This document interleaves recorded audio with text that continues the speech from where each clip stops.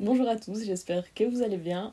On se retrouve dans cette vidéo pour faire un petit chit-chat make-up. Ça fait très longtemps et pourtant j'adore faire ça parce que j'adore raconter ma life, j'adore bitcher. En vrai, je suis gentille et bienveillante, mais j'adore papoter. Je suis une commère, bref, vous avez capté. Du coup, petit chit-chat make-up. Vous savez très bien que mon seul skills en make-up, c'est l'eyeliner, donc c'est à peu près la seule chose qu'on va faire aujourd'hui.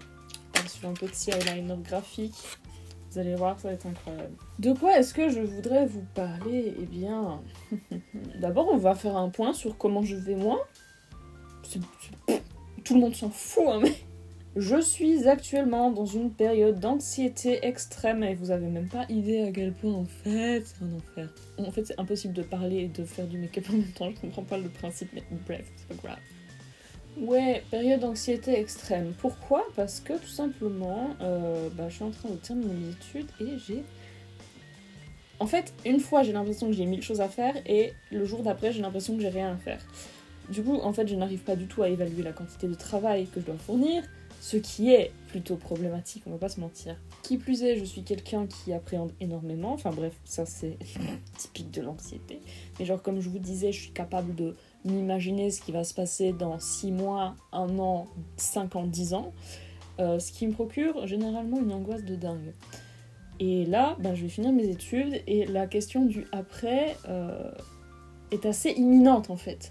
Et vu que je sais pas ce qu'il y a après, je suis comme ça, au secours, parce que vous savez, genre, j'ai été à Toulouse et tout, j'étais chez Alliance Magique, j'allais peut-être faire un CDI et tout, sauf que là, il y a eu plein de changements, donc ça remet de nouveau tout en question. Voilà, déjà de base, j'ai vécu un chamboulement assez gros quand je suis partie 3 mois, et là, j'ai l'impression que c'est encore pire. C'est un enfer. Parlons peu, parlons bien aussi, il faut savoir que c'est la première fois en 6 ans que je me retrouve célibataire du coup. Je pense qu'il fallait amener les choses à un moment donné. Mettons les pieds dans le plat. et du coup, en vrai, j'ai des amis, tu vois, ce serait mentir que de dire que j'ai pas énormément de gens qui m'entourent, parce que j'ai plein de gens qui m'entourent justement. Et c'est beaucoup des personnes plic-ploc comme ça, genre j'ai pas un gros groupe de potes. Et je me rends compte que j'ai tellement du mal à aller vers les gens, mais c'est un enfer. C'est tellement handicapant que là actuellement, il y a 5 minutes, j'étais en crise d'angoisse horrible à me dire oh my god Jesus Christ, comment est-ce que je vais faire pour survivre? Parce que j'ai envie de rencontrer des gens, mais c'est trop dur. Genre rencontrer des gens dans la vraie vie, les réseaux sociaux c'est mort, c'est bon, les réseaux, je suis là pour les os, ok c'est cool, la commu les os, d'accord. J'ai pas envie de commencer à me faire des potes sur les réseaux sociaux, en dehors de les autres, et tout. Enfin, bref. Je sais pas, j'aime pas. Genre. Ça me saoule. J'ai envie de rencontrer des gens dans la vraie vie. Sauf que quand t'es anxieuse sociale pour rencontrer des gens dans la vraie vie, c'est pas évident tous les jours. Bon, ça c'était pour le point anxiété, mais il y a d'autres points. On va surtout parler ésotérisme, hein. Puisqu'on est sur une chaîne où on parle sorcellerie, spiritualité, éso, t'as vu? Ce serait un peu bête de pas aborder ce sujet parce que la communauté, ça se laisse un peu aller, mesdames et messieurs, on est où là? Marché du dimanche matin? Tout le monde qui crie dans tous les sens? En vrai, il y a moins de drama, ça je dis pas, tu vois. Mais par contre, ça ne veut pas dire que les gens sont moins problématiques, mais... En même temps, on a tous été à un moment donné problématiques, moi la première, hein. Donc bon, ce que je pense qu'il est temps et plus que temps de comprendre, c'est qu'à un moment donné, on est là pour partager nos expériences qui sont toutes différentes. Donc, Jean-Martin, qui n'a pas le même avis que toi, c'est pas grave, d'accord? On respire, tranquille, la vie est belle. Le truc, c'est qu'il y a plein de gens qui, comme moi, sont dans cette démarche de partage, et c'est super. Parce que c'est ça en fait le vrai but des réseaux, c'est partager. Mais il y a des gens qui sont dans des démarches écrasantes et de recherche de pouvoir et d'asservissement. Et je suis là genre waouh, mais on est où là? On est où en fait? Et attention, je parle pas d'asservir sa curiosité personnelle et son propre savoir. On est vraiment dans un... Enfin, moi, ce que je remarque vraiment, c'est qu'il y a des délires de besoin de validation, de recherche de reconnaissance. J'ai pas envie de dire que c'est pas authentique, mais selon moi, c'est pas la bonne manière d'aborder les choses. Hein, si vous me suivez depuis un petit temps, vous savez très bien que je fais un énorme rejet de tout ce qui est élitisme, de tout ce qui pousse à te croire et à te penser que tu es meilleur, ou que tu sais mieux, ou que tu as une destinée, ou que tu dois faire ça absolument. Bref, que tu es élu. Ça me... Voilà. Et aujourd'hui, je cherche des choses beaucoup plus simples, et je crois que vous avez capté que c'est vraiment un but que je recherche à travers ma chaîne. C'est cette idée de rendre accessible et de rendre les choses simples, parce que dans le fond, les choses sont et doivent être simples. Arrêtez de vous monter la cacahuète avec des théories super complexes, alors qu'en vrai, la simplicité, c'est un atout monstrueux. Vous vous rendez pas compte, mais la simplicité, c'est incroyable. Quand les choses sont simples, les choses roulent et vont d'elles-mêmes. Et c'est ça qui est incroyable. Arrêtez de penser que la sorcellerie, tout ça, ça doit être giga méga complexe. Vous pensez que nos ancêtres, ils se prenaient la tête comme ça? Après, les questionnements sont toujours hyper intéressants, et la prise de conscience aussi. Mais en fait, ce but qu'on essaye d'atteindre de conscience, il va pas s'acquérir en se torturant les méninges, parce que je pense que la prise de conscience, c'est quelque chose qui se fait aussi avec énormément de lâcher prise. Et le lâcher prise, si on regarde bien, c'est un concept simple. Il n'y a rien de plus facile que le lâcher prise, et pourtant on est incapable de le faire. Donc est-ce que la simplicité, ce serait pas une forme de complexité? Je vous laisse méditer là-dessus. Je vais méditer là-dessus aussi, parce que là je viens de me fuck up toute seule mon cerveau. En tout cas, j'espère que vous saurez apprécier la qualité de ce maquillage vraiment naturel, aparté dont tout le monde se tape le cul au sol. J'ai repris une jupe que mon arrière-grand-mère a fait.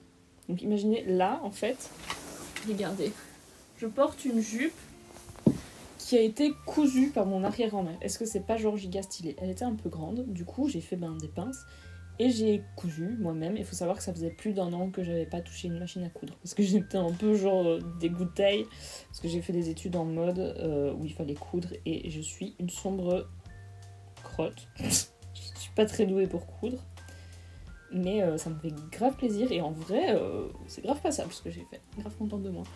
En fait, ce qui me dérange, c'est que beaucoup se mettent dans des positions de force avec des arguments et des façons de penser qui ont pour but de rendre les choses complexes.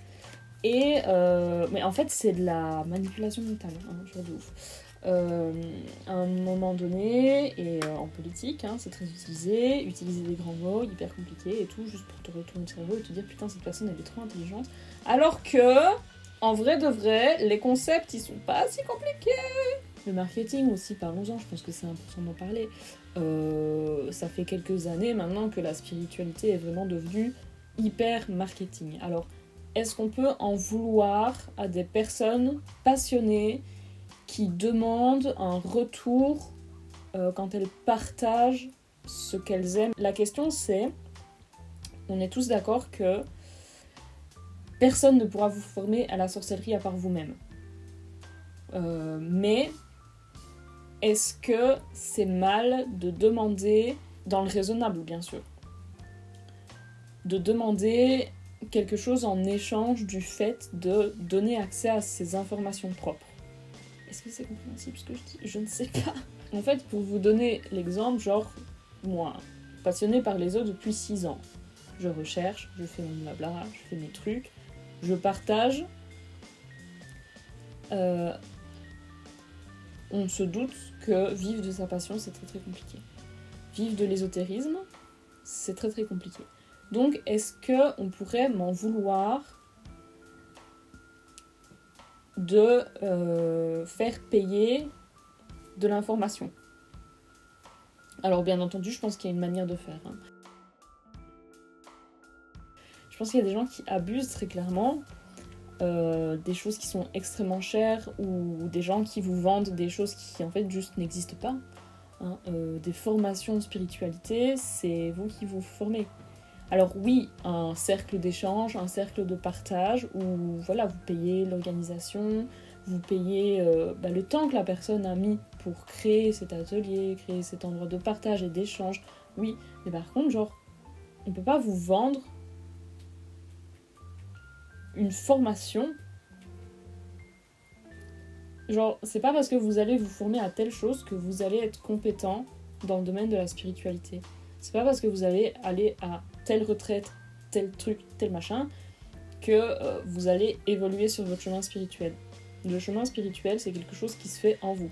Maintenant, si vous cherchez des lieux de partage, des lieux d'échange, en fait, tout dépend du but que vous recherchez et du but qu'on vous vend. Genre, soyez pas crédule et ne pensez pas que parce que vous allez à telle retraite et qu'on va vous vendre un éveil spirituel de ouf, ça va forcément avoir lieu. En fait, l'éveil spirituel, il vient de vous. Et sur service, pareil. Hein. Votre recherche, votre dévotion, votre foi, c'est vous qui la créez en vous-même et personne ne peut la créer pour vous. Alors oui, échanger, partager et rencontrer des gens, alliés sur des lieux de partage, c'est enrichissant, c'est toujours enrichissant les rencontres.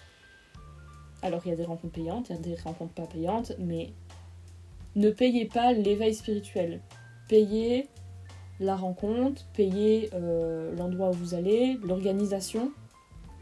N'allez pas là-bas en quête d'élévation, en fait. Je sais pas si mon raisonnement est bon, moi c'est comme ça que je le vois. Hein. Après, vous êtes libre de me dire votre avis en commentaire. Moi je pense qu'on peut faire payer dans la limite du raisonnable certaines choses, l'organisation, le temps qu'on met dans quelque chose, c'est normal. Jusqu'à un certain point, bien entendu, et ça dépend ce qu'on fait payer. On peut pas faire payer un pseudo-éveil spirituel. Mais je me pose cette question parce qu'en fait j'ai vu il y a quelques jours un post sur Instagram qui était hyper intéressant, mais du coup je me suis posé la question en fait de me dire dans quelle mesure je suis légitime de faire payer quelque chose en rapport avec l'ésotérisme et la spiritualité. Dans quelle mesure est-ce que c'est juste et dans quelle mesure est-ce que justement c'est pas juste. Et c'est une réflexion qui est en cours de cheminement et j'ai pas encore tout à fait la réponse pour être honnête avec vous. Mais voilà, j'ai trouvé ça intéressant comme réflexion. Parce que sincèrement, dernièrement, j'en ai vu des vertes et des pas mûres, des gens qui se prétendent être ouverts et tout, et dès que tu leur dis un truc, ils se braquent de critiques constructives, les gens ne sont pas ouverts à la discussion en fait. T'as beau leur dire les choses avec respect et authenticité, si ça ne leur plaît pas, ils ne seront pas prêts à l'entendre. Et c'est fatigant. Donc en fait, j'ai arrêté d'échanger. J'ai arrêté de donner mon avis et de partager ma critique constructive parce que les gens ne sont pas prêts à l'entendre. Ils ne sont pas ouverts à ça. C'est très dur. Là, ces derniers temps, je vais pas vous mentir que les réseaux, ça a été d'une complexité atroce pour moi. Parce que les gens, ils pètent les plombs, en fait, complètement.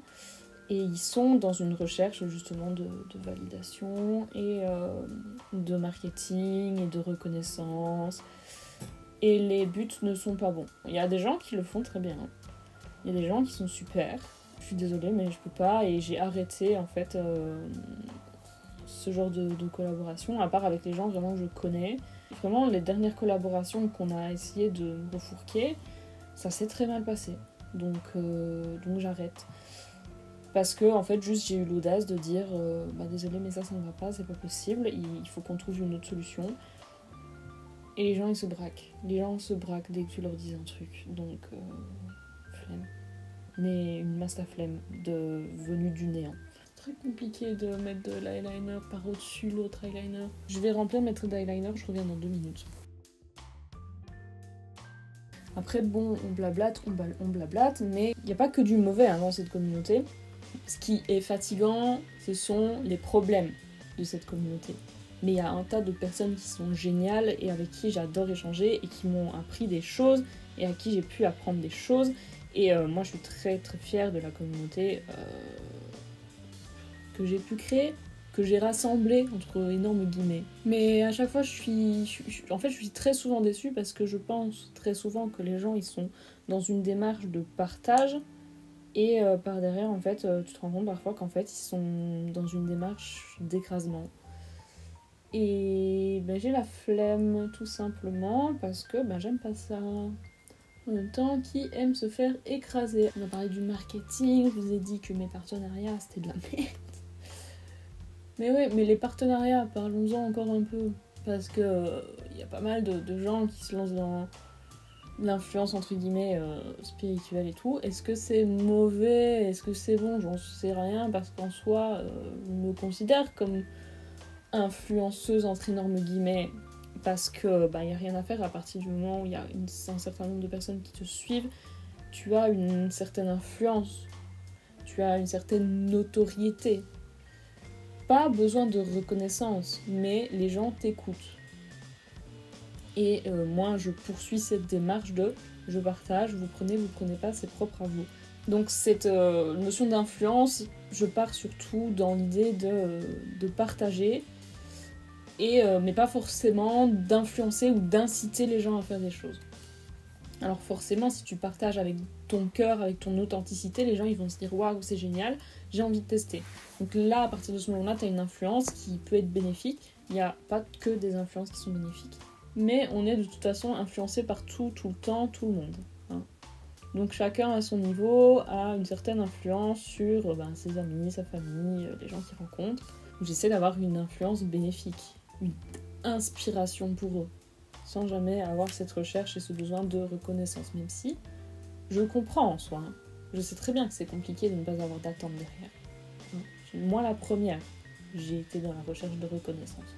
Mais sachez bien une chose, c'est pas parce que vous partagez votre pratique sur les réseaux que les gens vont la valider. Et c'est pas le but que vous devez rechercher. Les gens n'ont pas à valider ou invalider votre pratique sur les réseaux parce que vous la partagez. Votre validation et votre légitimité, elle vient de votre intérieur, elle vient de vous. Oui, on utilise de l'highlighter, de l'eyeliner en highlighter, du rouge à lèvres en blush. Je suis pas Marion Caméléon, hein. Moi c'est Tweet du Bled. Bienvenue à Du Petit Peuple, vous-même vous savez. Je trouve que les gens ont encore un ego très waouh, très important pour des gens qui se veulent spirituels. Je pense que toute notre vie on se bat contre notre ego. Moi, mon ego, j'ai déjà dit, je vais l'appeler Jésus-Christ parce qu'il est mort et ressuscité tellement de fois que waouh, c'est assez incroyable. Est-ce qu'on doit vraiment avoir une mort de l'ego ou pas? Parce que on est un ego, à un moment donné, on est un jeu. Donc c'est compliqué en tant qu'être humain incarné dans cette réalité d'avoir une mort d'ego totale. Mais je pense qu'il y a quand même un gros travail à faire. Malheureusement, les gens dans la spiritualité, et je pense que c'est de manière générale, n'ont pas fait de mort d'ego. N'en feront sans doute pas. Parce qu'on vit dans une vie où c'est très compliqué, et voire, je pense, impossible de tuer son ego. Petite réflexion du moment, ça se trouve, dans 2 jours ça aura changé, je ne sais pas. En vrai, mon make-up est cute. Je pense que je vais rester là. Mais de toute façon, j'ai dit à peu près tout ce que je voulais dire. Donc voilà. Ça me fait plaisir d'échanger un petit peu avec vous vis-à-vis de tout ça. Je pense que c'était nécessaire d'en parler. C'était ma petite réflexion du moment. J'espère que ça vous a plu. Je vais mettre de la lecture sur mes clavicules. Bref. Tout ça pour vous dire, chers amis, vivez votre best life. Parce que, a priori, on en a peut-être qu'une, hein, on n'en sait rien. Personne ne sait vraiment. Kiffez votre life, voilà. Kiffez bien votre été, je vous fais plein de bisous. Et on se retrouve très vite.